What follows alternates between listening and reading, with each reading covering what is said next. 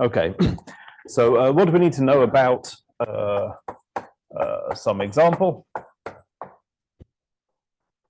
in order to expect some sort of stability? In order to have stability. And the usual way this is encoded is by studying the space of ways of decomposing an object in Xn into like proper decompositions of objects of Xn. And the way I want to say that is I want to make a simplicial or semi-simplicial space of all ways of decomposing a point in Xn. So it's going to be an augmented simplicial space where the zero simplices are, how to index it, n1 plus n2 is n. So because we have a multiplication defined on this, there's a map from xn1 times xn2 to xn, and I take all ways of n1 plus n2 is n. So it's the disjoint union over ways of decomposing the number n as two things. And I want to take proper decompositions. So I want to insist that both numbers are strictly positive. So I'm properly decomposing it into two things. And then, of course, I can carry on going. I can look at decompositions into three things. n1 plus n2 plus n3 is n. Again, all of them positive.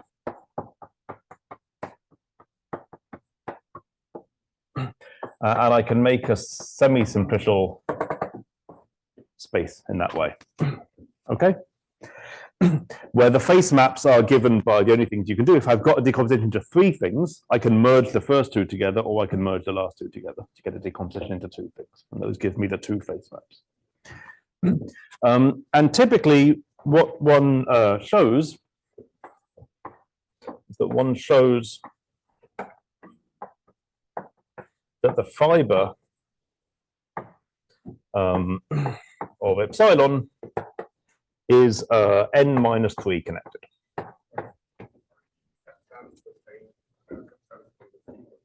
Yeah, yeah, just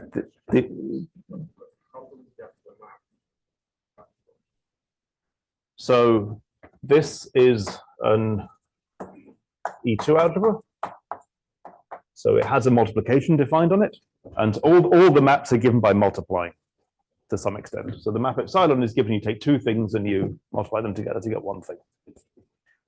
And all the indices are just to say that the total weight of everything is always n, the fixed number. And one typically shows that the fiber of the augmentation map epsilon is n minus 3 connected. And one should think of the fiber as being, as I said, the sort of space of proper decompositions of some point in Xn. I mean, you can take the fiber at different points. And of course, when I say fiber, I mean homological fiber. So just as an example,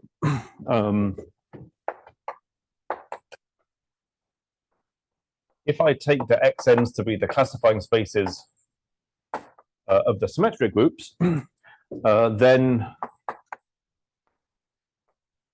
this fiber is the nerve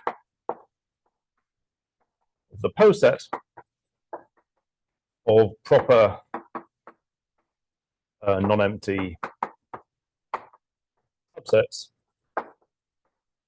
of the numbers 1 up to n. If you all of these x and i's are classifying spaces of some product of symmetric groups, and when you take fibers, you just get the cosets of sigma n modulo sigma n1 times sigma n2 times sigma n3, blah blah blah. And it's a matter of interpretation to see that that is the poset of proper subsets of 1 up to n.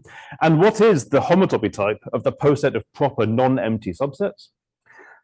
If I didn't say proper, it would be the n-1 simplex. And I did say proper, so it's the boundary of the n-1 simplex. And the n-1, the boundary of the n-1 simplex is an n-2 sphere, and it is indeed n-3 connected. And this is generically what happens.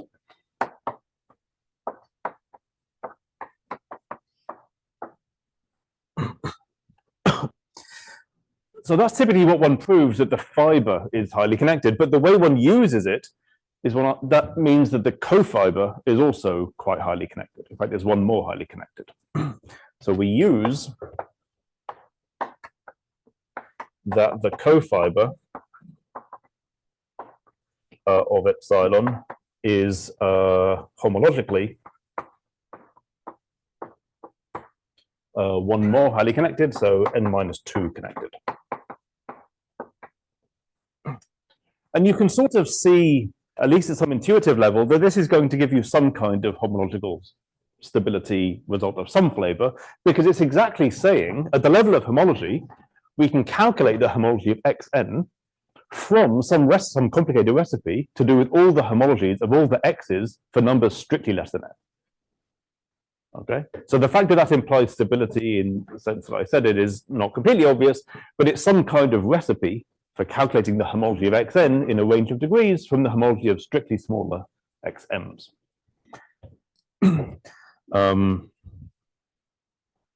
And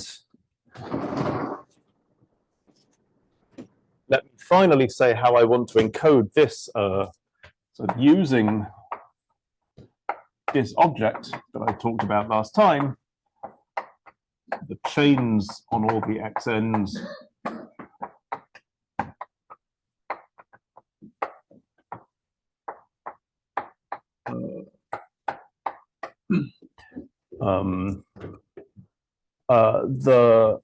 the homological connectivity of this cofiber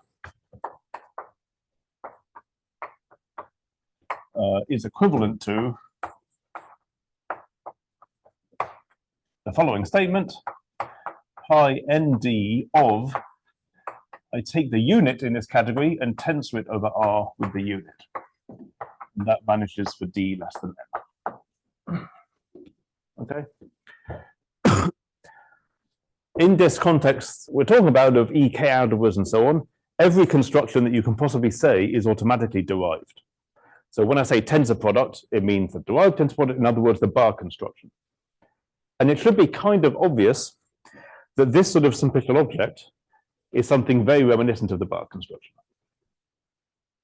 of this object acting on itself on the left and right. And you do a little chasing around and it translates to this statement here. Okay.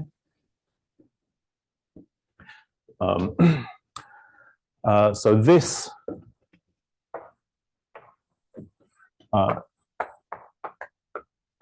is called SCE. It's a standard connectivity estimate, and it's just this property that an object R may or may not have, an SCE. So it's standard connectivity estimate.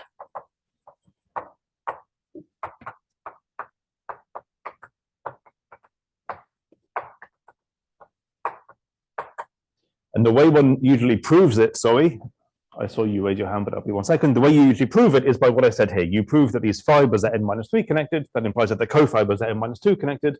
And then there's a few long exact sequences that relate that statement to this statement. If you want this to be this, then it's important. Yes. So, no, so for the story I want to tell, it's important that this is exactly that. And so it's important that the number here is exactly n-3. Notice that these fibers, if you have something of rank n, the biggest decomposition you can take is into n pieces, which says that this is eventually empty. We're doing a semi-simplicial object, and in fact, its dimension, if you think about it, is n-2.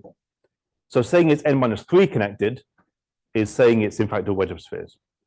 So it's sort of the best connectivity you could ask for beyond being contracted. Yeah.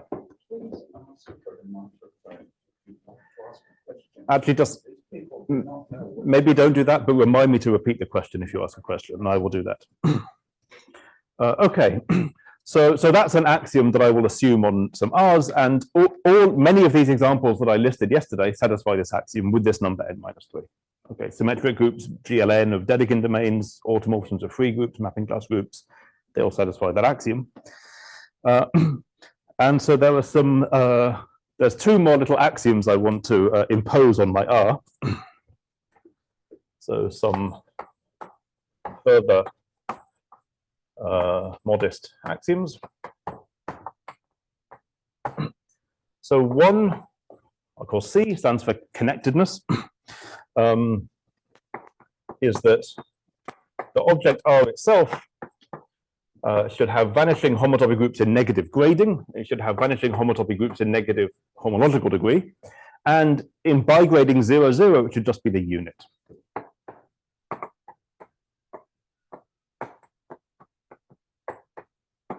Okay, so it should be like a connected algebra in the bigraded sense.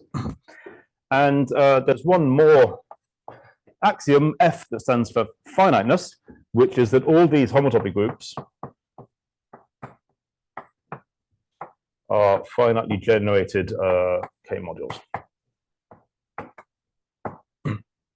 Okay, that's true in all the examples I mentioned, normally for somewhat deep reasons. So, for example, the fact that the mapping class group has finitely generated homology in every degree is the fact that it has a model that's a finite cell complex, but that's a relatively deep fact. But I need to assume this because of things that will become clear as I go on.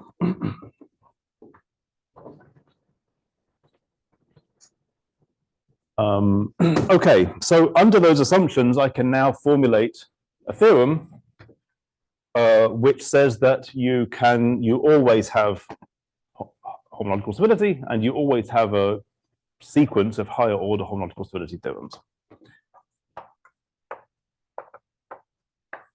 As long as you work in positive characteristic. So for this, we need the coefficients to be a finite field. We need R to satisfy the connectedness hypothesis, the finiteness hypothesis, and this standard connectivity estimate. And then the setup is as follows. I get to pick a number, lambda, less than 1.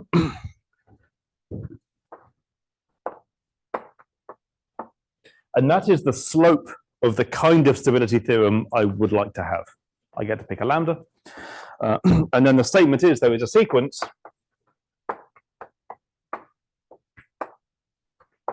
of endomorphisms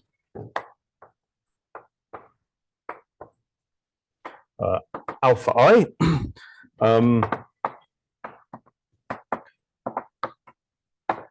they're endomorphisms of the iterated mapping cone of the previously defined endomorphisms alpha I.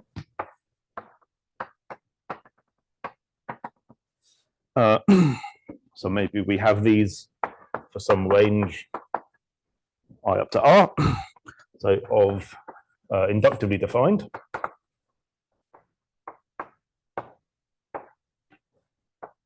Inductively defined because even the thing that they're defined on is defined in terms of the previous terms, such that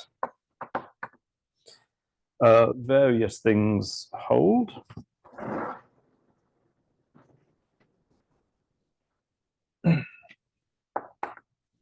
So the slopes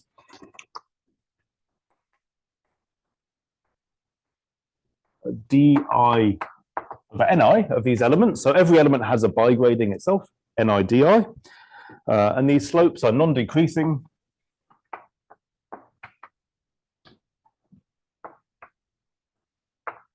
They're non-decreasing, they're all less than lambda. And are all rational numbers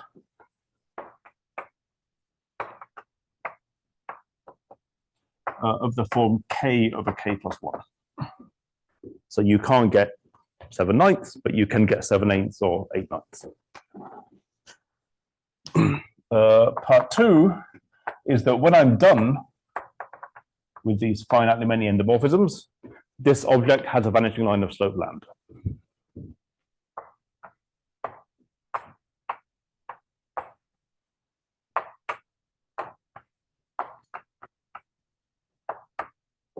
And what that means is that pi nd of this object vanishes for d less than lambda n plus kappa for some kappa which is not controlled. So the lambda we got to choose at the beginning, and this is the same lambda, and you get a vanishing line of that slope, but with some offset that's beyond your control. I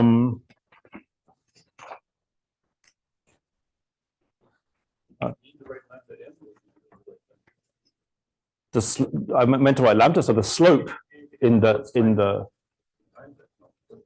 yes, lambda times n. Yes. The question was, does lambda n means lambda times n? Yes. And in fact, as sort of a little addendum to this part two, in fact, it has a vanishing line of slope.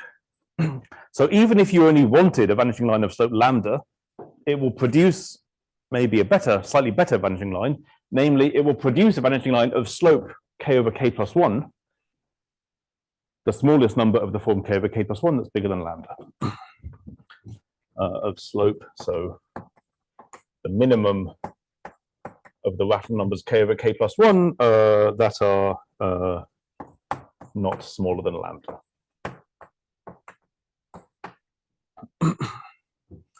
And finally, part 3 is that all of these alphas are non-nilpotent.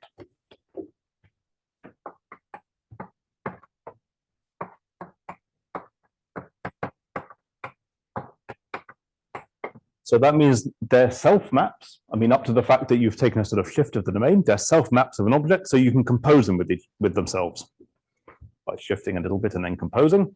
And the claim is that you never get a null homotopic map, however many times you compose. Okay? This is meant to be, okay.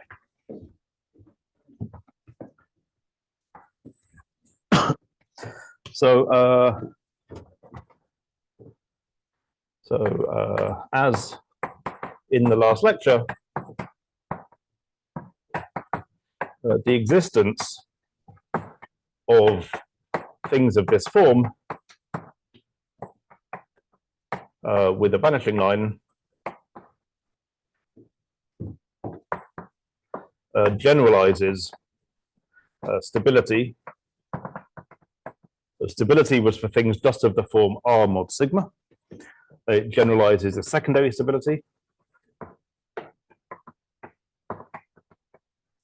which was for things of the form R mod sigma. Then they have a new endomorphism phi, and R mod sigma and phi was even more highly connected, and it generalizes this multi-stability,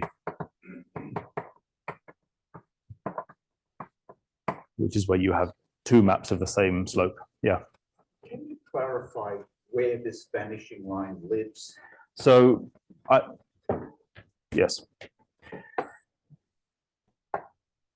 So I always think of the homotopy groups in the n comma d plane. So sorry, I wrote R here, but I should have written R mod alpha 1 up to alpha R. And so I just mean that there's some line of slope lambda below which it vanishes. And I know nothing about the kappa. Okay. Yeah, so everything, because of this additional grading, everything is always bigraded, and I always mean to think about things in the n comma d plane.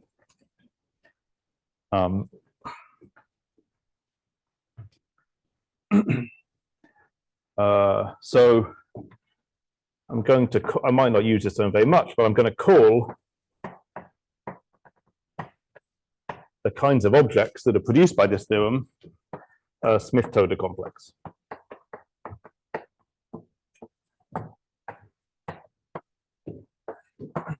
By analogy, of course, with sphere mod P V1 to the N1 up to VR to the NR, which are the Smith-Toda complexes in chromatic homotopy theory. They want you to just, they can't get the whole theorem for some reason. It just point to where the whole pyramid is. Zoom out for a few. What does that mean? In particular, the second assumption of vanishing lines. And that's the bottom Assumption. top blackboard, I think they're asking about. I don't understand what that means. Yeah, I think the person operating the camera can see that, so it's okay. Thank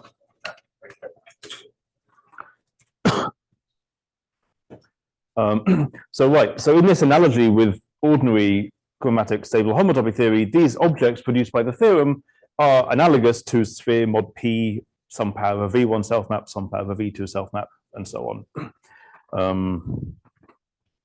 And just like in chromatic homotopy theory, if you know the existence of such an object, you can use it to produce many elements in stable homotopy groups of spheres. The analog of that here is that we can use these kind of maps or these kinds of complexes to build many elements in the homotopy of R. So let me just do an example of that. So consider the mapping class group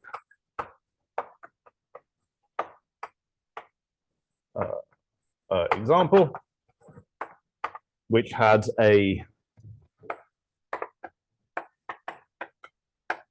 there was R mod sigma, the thing that measures ordinary stability, and then that had a new endomorphism of slope 2/3. So suppose we have some element of R that we know is unstable. So suppose sigma times x is 0. Okay. So what does that mean if we unwrap it? That is some element in the homology of the D homology of the genus N mapping class group. And I'm assuming that it dies under stabilizing exactly once. So what can I do with that data?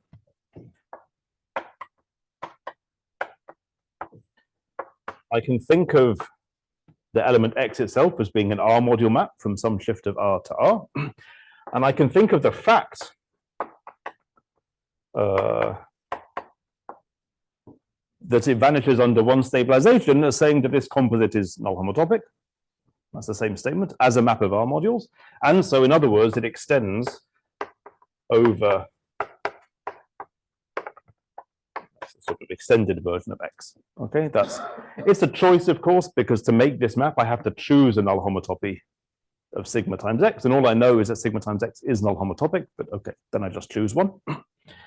But now I can precompose that with the endomorphism of R mod sigma. And maybe I can precompose it with an enormous power of the endomorphism of R mod sigma. Refer to the K. And that's a map from Sn plus 3k d plus 2k times R mod sigma. And then I can impose that with the inclusion of the bottom cell of R mod sigma.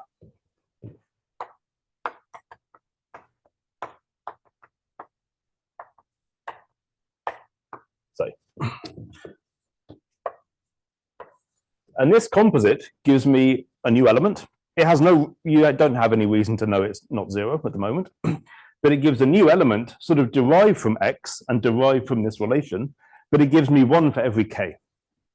So it gives me a whole infinite family of elements. And this kind of construction is not very different from the construction of the Greek lesser elements in stable homotopy groups of spheres. It's the same kind of construction. You just do it with the sphere spectrum and with a Vn self-map. So this gives a way of constructing elements. Of course, you need other methods to say that they're not 0. But the fact that this map is not nilpotent means that this map is probably not 0. If it is, then then you can contract it and it extends over the top cell of R mod sigma, and then that will definitely not be 0 because this was not nilpotent. And so somewhere between the two cells of R mod sigma, something non-trivial has to happen because the map itself is non-nilpotent. It can't be just, I mean, it can be 0 on homotopy groups, that can happen. A non-nilpotent map can still be 0 on homotopy groups, but it can't be. If you collapse the bottom cell, then you get another map. And if that is 0 on the bottom cell, you can collapse that and you get another map. But you can't always carry on going because the whole thing is not nilpotent. So you have to get some non-trivial stuff somewhere. But it's a very scrappy game. Okay, it's a very scrappy game in stable homotopy theory, and it's a very scrappy game here as well. Okay, you get some sort of non-triviality, but it's very difficult to put your finger on what exactly you've learned.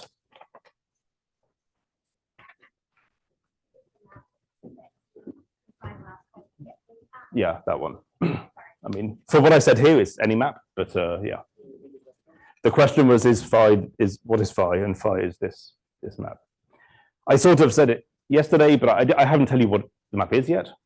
And in some sense, the map doesn't have a very geometric or good description. There's just, yeah. To get our bearings. Yeah. What is the shadow of the Morales theory? Right. Where is that?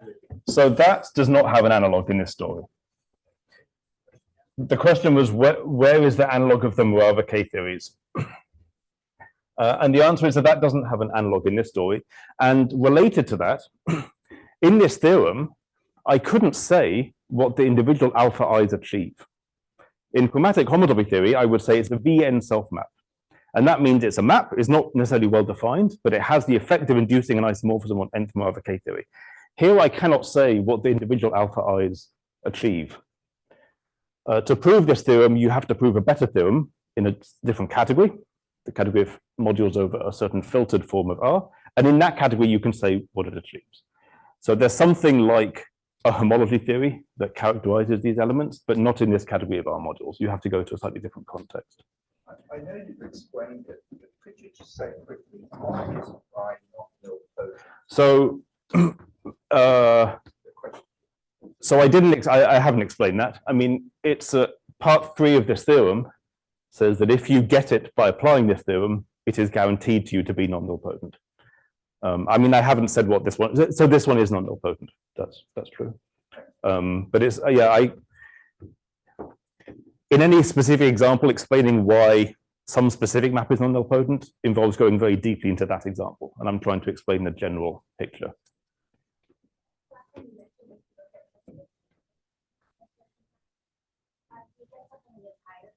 Yes, so they're sort of characterized.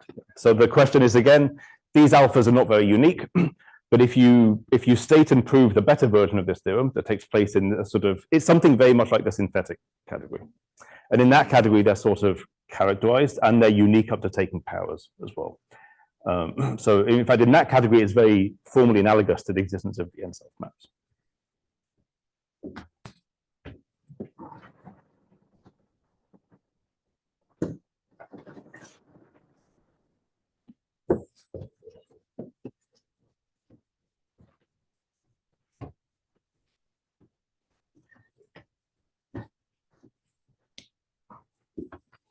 So this theorem that this one up here, one should think of as being parallel to the theorem of Hopkins and Smith that says that a type n complex has a VN self-map. And the fact that when you cone off a VN self-map, it becomes a type n plus 1 complex. So you can carry on going, okay? That's somehow meant to be what this is analogous to in that story. So the next thing I want to talk about is what should stable homology mean?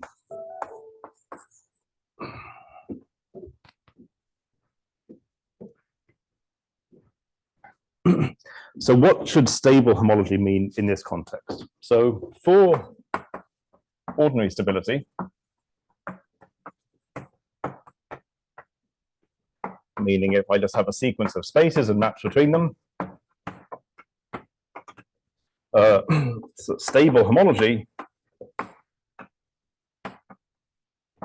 just means the homology of the limiting object, so the colimit over n of the homology of the xn's, where the colimit is formed using the maps sigma. I.e., if I try to say it using this language of R, it's the homotopy groups of the thing I get by inverting sigma in R. Taking this colimit, this mapping telescope, is just a model for inverting an element in a ring. So how should this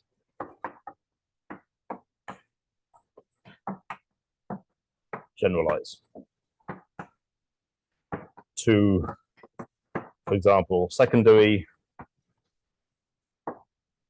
or multi stability. So what should we mean by the stable homology in the secondary stable range, for example? So here's what we should not mean.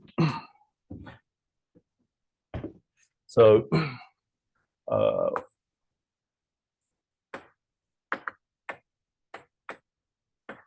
we can take R mod sigma and invert the endomorphism phi. That's a perfectly reasonable thing to do, which is analogous to inverting sigma down there. But this measures what the homology of R mod sigma looks like in the secondary stable range. That's not about what R itself looks like in a secondary stable range. Yeah, can I ask you maybe a silly question? Like in this first thing where you have like the homology of the limiting object, this how many figures have 2 indices? Yes. And the homology only has 1? Yes. What is the second index? I mean, it's just like the question is, what do the 2 indices mean here compared to the? I suppose the more correct thing is if I get that, it's like tensoring with that. So it's another foot. It's the same in every n grading, and it's that in every n grading, and you sort of formally. It's a difference between inverting sigma and setting sigma to 1. It's sort of. I can try. Going forward. So this is describes R mod sigma in the secondary stable range. But I want to describe what does R itself look like in that range, not just this relative thing. So that's not somehow an acceptable answer to that question. So the answer to this question is going to be in terms of Basfield localization. And the analog of stable homology is going to be being L lambda local, where L lambda is a certain, well, is the following thing.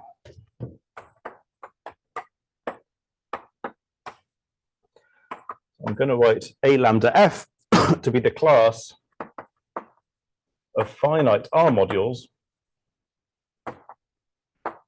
with a slope lambda vanishing line for their homotopy groups. Again, that always means in the n, d plane.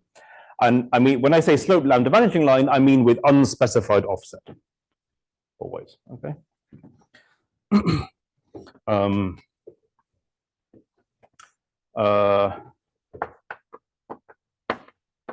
So this is a thick subcategory of R mod. If I have a cofiber sequence of R modules, I can just look at the Long-Lizard sequence on homotopy groups. And if any 2 of them have a slope lambda vanishing line, then so will the third. The offset might have gone down by 1, but it will still have a slope lambda vanishing line. Similarly, if I have an object with a slope lambda vanishing line and I take a retract of it, it will again have a slope lambda vanishing line. So I want to define L lambda F to be Bausfield localization away from A lambda F. So in other words, it's the universal functor that kills all of these modules, okay? And this may not be familiar to many people, so let me spell it out a little bit. Over there, maybe.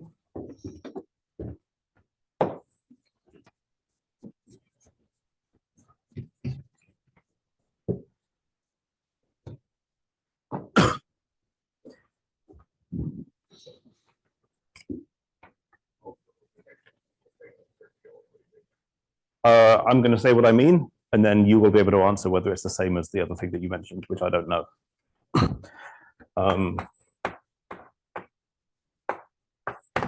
So a reminder is that, so an R module L is called local for this class if whenever we map something in this class to it, the space of such maps is contractible. And then it's called, so an R module A is called A lambda F acyclic if whenever we map it to something that's local, it's 0.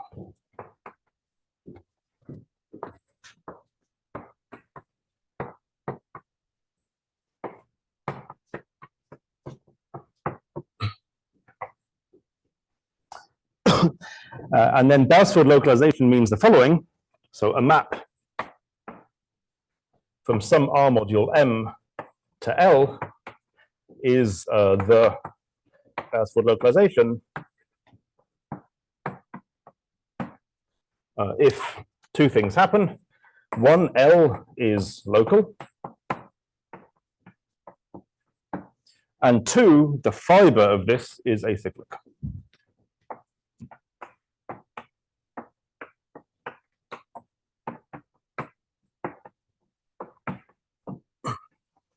Okay.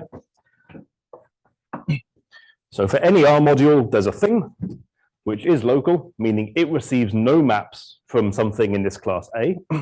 And the fiber has no maps to anything that receives no maps from things in the class A. Okay, this takes some getting used to. So these exist and are unique. And now I write M for, I write L lambda F of M for the localization, and C lambda F of M for the fiber.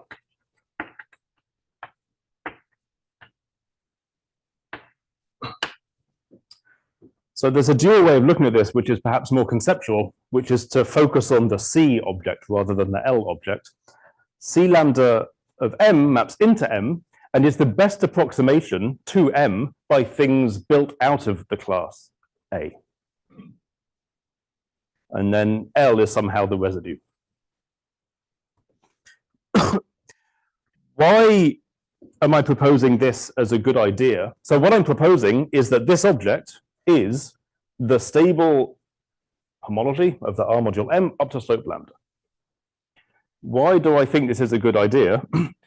If I have an object that has a slope lambda vanishing line, then the best approximation to it up to slope lambda should be 0. Okay? And so any construction that you think is categorically reasonable and should agree with what I just said should be at least this. You should at least annihilate all modules with a slope lambda vanishing line. And this is the smallest thing that has exactly that effect and preserves colimits. Okay? And the only thing that's subtle about this is that I didn't say anything about the offset.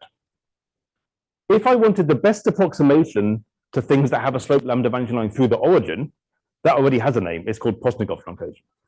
You just kill everything above the line of slope lambda through the origin. But the point is here that I'm not saying anything about what line it should be. It should have slope lambda, but I'm not saying what the offset should be. Okay? And so Postnikov truncation will not do.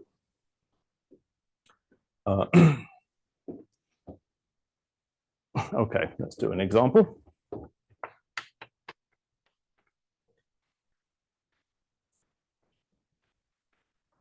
Let's do an example with a different class, which is the class A that just has the R module R mod sigma. What does it mean to be A local?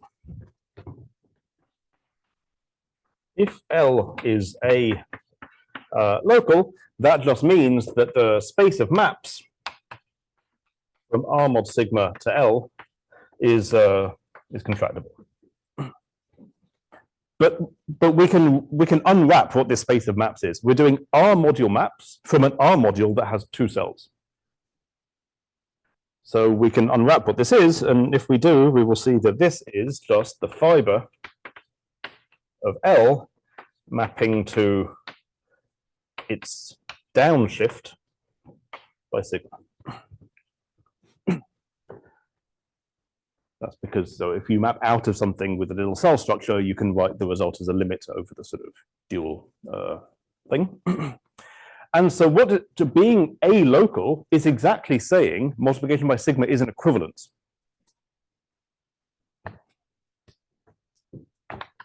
I.e. sigma is an equivalence on L. And using that, it's not very difficult to see that the A localization of a module is the best approximation to that module by one on which sigma acts invertibly. Well, that's called invert sigma. Okay, so Beresford localizing the module R mod sigma is exactly inverting sigma.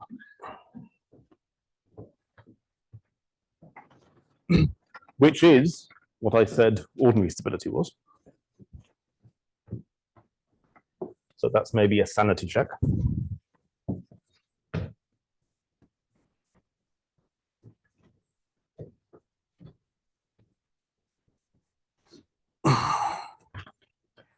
What else did I want to say about that? Oh yeah. So if R mod sigma has slope lambda vanishing line, i.e. if R itself has homological stability, ordinary homological stability with slope lambda, then R mod sigma is in this class. It's a finite R module with a slope lambda vanishing line. So if I kill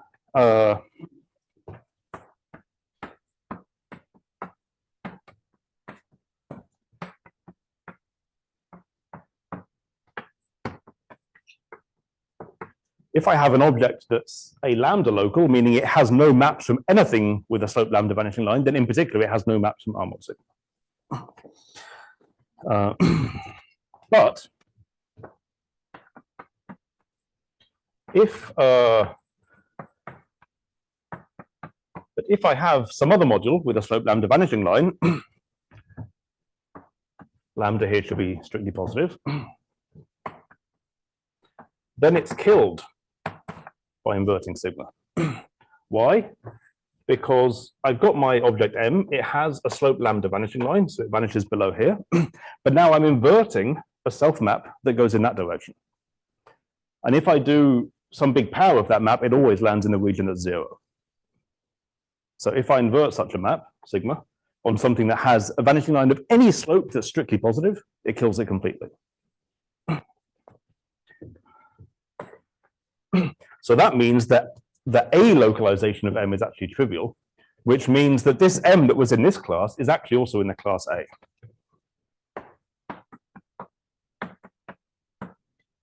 Or rather, the classes of local objects that they generate are the same. And the localization doesn't really depend on the class A. It only depends on the class of things which are A local. So somehow A is like giving a basis or a generating set for the localization, and different generating sets can give you the same localization. In particular, these two give you the same localization. So this L lambda F of a module is just inverting. Okay? And here is the enormous, what I think is somehow a great psychological benefit for this. The left-hand side was defined several boards ago. It already exists. You don't have to know anything about a sigma. You don't have to know that there is an R mod sigma that has a slope lambda vanishing line. This is a thing that just already exists. If you prove a theorem like this, that there exists an element sigma and the co-fiber has a slope lambda vanishing line, then that lets you describe it in maybe terms that you're more comfortable with. But the thing exists already. You don't have to pick a lambda or anything like that to make sense of the statement.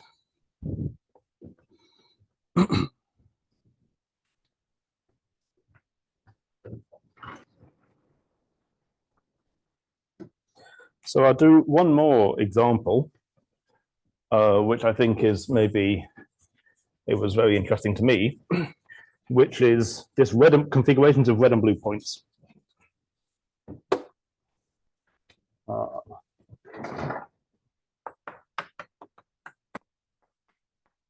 let R be the example coming from chains on these spaces of configurations of n red or blue points in the square with whatever coefficients you like. So here we saw, or I asserted, that if we take the mapping cone of killing multiplication by a red point and then killing multiplication by a blue point, this has a slope 1/2. That's something I asserted, and that follows from just knowing what the homology of R is using Fred Cohen's thesis. So as above, the 1/2 finite localization, the analog of what we did there with R mod sigma, is the same as localizing away from this single object. So you don't have to kill all things with a 1/2 vanishing line. You can just kill this one for the same kind of reason. And that has a concrete description analogous to this concrete description. But it's quite surprising. The concrete description is you can invert R. So you can invert adding a red point, or you can invert adding a blue point, and you make the pullback over inverting both. So it's very easy to check that this pullback is local, because if you map in anything with a slope lambda vanishing line, inverting R or inverting B will kill it by the same reasoning as that thing there. And then you need to do a little calculation to see that it is the localization, meaning that the fiber is acyclic. So this has some surprising consequences.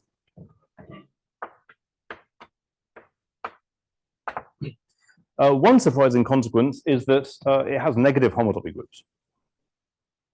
All of these things don't.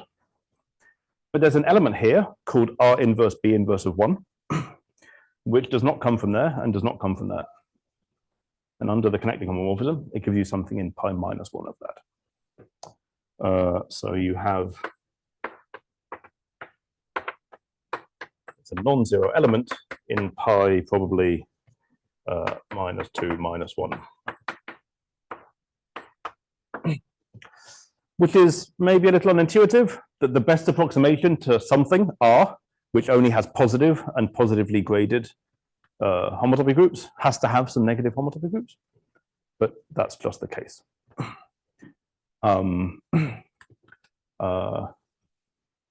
This has a lot to do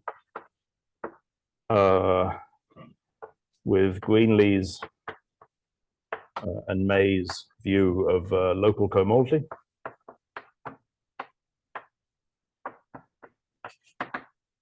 In the category of spectra. Somehow this is analogous to covering the affine plane minus the origin by the complement of the x-axis and the complement of the y-axis and the complement of both axes. But the affine plane minus the origin is not an affine variety. And this thing in pi minus 1 is the local cohomology at the origin of the affine plane. It's somehow, yes, I don't think it's the same sort of negativity, no. What the picture looks like for this object, in fact, it only has pi minus 1. It has a little bit of pi minus 1 along there, then it vanishes. And then in this region, or in a region of this flavor, it agrees with R, where this line has slope 1/2. And in this region, it just has some nonsense, which doesn't have very much to do with the thing that you're interested in, but is there and somehow has to be there if you want this thing to be local. Another point of view on why this is essential is that I made the point that this two-color homological stability is something about Cartesian or high Cartesianness of the square that adds a red point or adds a blue point. The stable object should have the property that its square is not just highly Cartesian, but is perfectly Cartesian. In the same way, that's the point of inverting sigma. When you invert sigma, that has the property that when you cone off sigma, you get actually zero, not just something with a vanishing line. So the stable homology object should be the best object under your given one that has the perfect form of stability that you were looking at. Meaning not just some vanishing in a range, but that object vanishes full stop. And that's just, in fact, that's if you say that, you're just reinventing the concept of Boustead localization away from that R mod R and B. And that just forces you to have this negative stuff. It's just forced.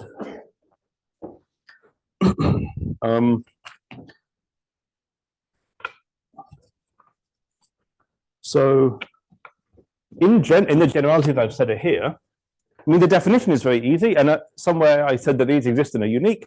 The fact that these exist and are unique is not difficult at all, okay? You may have heard this term Boustead localization, which in general is quite fancy, but when you're localizing away from a collection of compact objects, it's very easy. You can just do it by mapping by telescopes, basically. So this is a very easy form of Boustead localization, not some profound thing about set theory.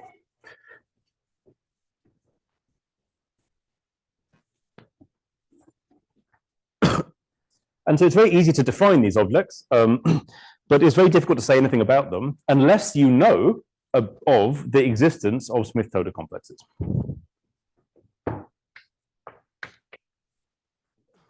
So difficult to say anything about these in general. We can if we know if we have Smith-Toda complexes.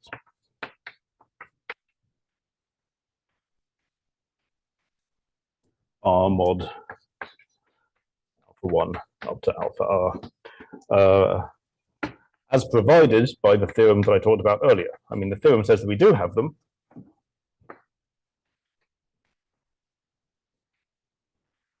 At least if we assume those axioms and we work over a field of positive characteristic.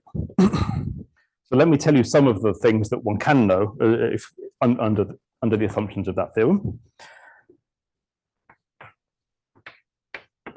So one is I try to sell these localizations to you as the answer for what is the thing in the secondary stable range or in the two-color stable range. But I tried to sell them to you as like what is the best approximation to the thing in that range. But I haven't yet said anything about them being in any way a good approximation at all. But if you know about the existence of Smith-Toda complexes, then you do get that. So for example, the fiber C lambda f of r has a vanishing line of slope lambda. And in fact, it also has a vanishing line of slope, whatever the highest one here was. And this is a bit surprising. Because we're used to working always in the first quadrant, if you have a vanishing lines of two different slopes, that's just the same as having the best one of those two. But when you're working in the full plane, that's not the same. And we see it here. The fiber of R mapping to this is not the pink stuff. And it has a vanishing line of slope 1/2, but it also has a vanishing line of slope 0. And that's strictly stronger than just having a vanishing line of slope 1/2 because it tells you that all this stuff down here is 0 as well. So having two vanishing lines in the full plane picture is stronger than having one vanishing line, and you get two. And in fact, if you think about that example, this number will be 0, and this number will be 1/2, and it exactly is what I drew there. So what that means is that that's a statement about the fiber of the localization map vanishing in some region, but that's of course the same as saying that the localization map is an isomorphism in that region.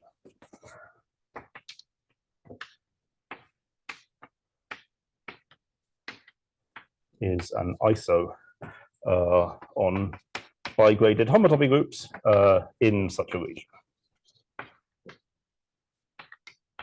meaning below some line of slope lambda and below some line of slope that. And I think I don't know how to prove this without using the existence of Smith-Oda complexes, even though the statement makes perfectly good sense as soon as you've defined classical localization.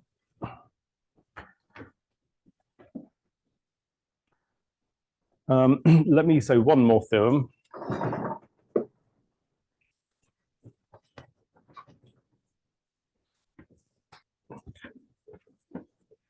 Which I like very much.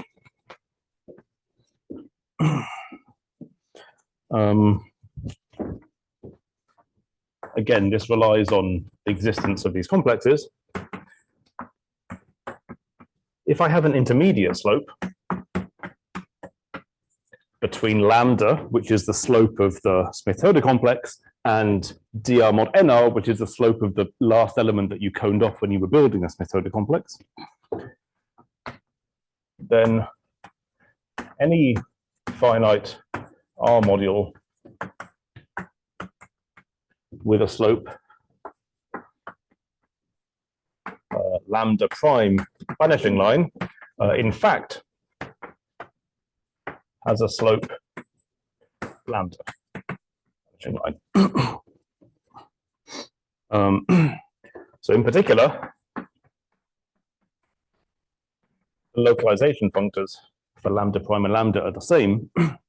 And what that means is that up until now, it seemed like I had a continuum many of localization functors, one for every possible real number lambda, but they're not. They're just quantized at these very discrete places. And remember, all of these lambdas, so they're quantized at lambdas of the form k over k plus 1. All these lambdas can only be of that form, really.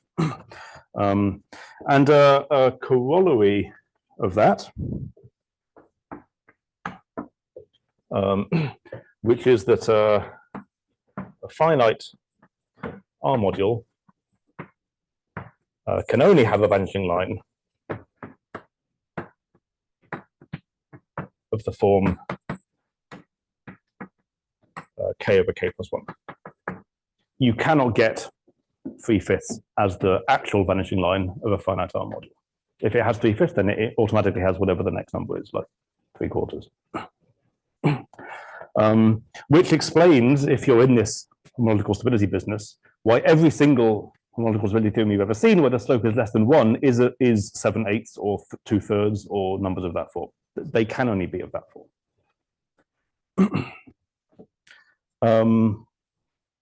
Okay, I will stop there for today. Thank you.